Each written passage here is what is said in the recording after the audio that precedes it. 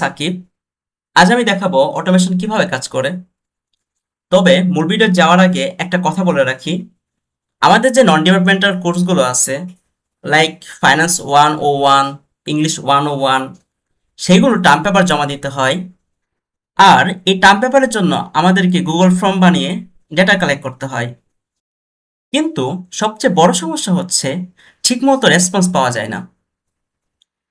তাই আজকে ভিডিও বানানোর মূল উদ্দেশ্য হচ্ছে শুধুমাত্র অটোমেশন শেখা না, কিভাবে আপনারা টার্ম পেপারের জন্য গুগল ফর্ম অটোমেটিক রেসপন্স নিতে পারবেন সেটাও আমরা এই ভিডিওতে দেখাবো। এই অটোমেশন ব্যবহার করার জন্য আমি পাইথন ল্যাঙ্গুয়েজ ইউজ করেছি।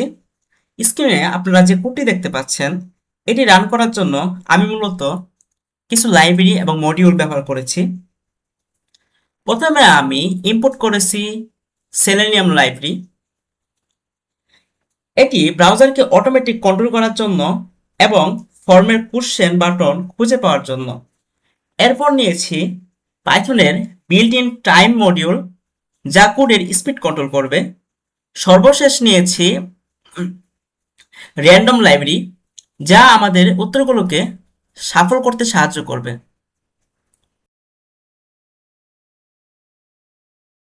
বাই দ্য ওয়ে, এটা হচ্ছে আমাদের টার্ম পেপার টপিক। আর স্ক্রিনে যেটা দেখতে পাচ্ছেন, এটা হচ্ছে আমার তৈরি কোশ্চেনারিজ, যেটা আমি গত সেমিস্টারে তৈরি করেছিলাম। আর এখানে আপনারা রেসপন্স দেখতে পাচ্ছেন 49, এটা মনে রাখবেন। সো এখন কোডটা রান করে দেখা যাক।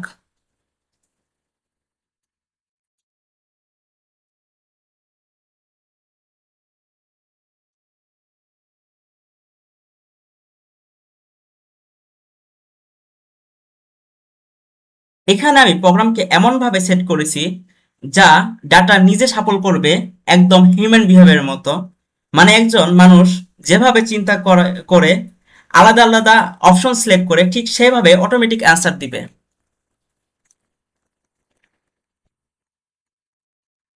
এখানে আমাকে মাউস টাচ করতে হচ্ছে না, এই ফর্মটি কিন্তু অটোমেটিক ফিল আপ হচ্ছে।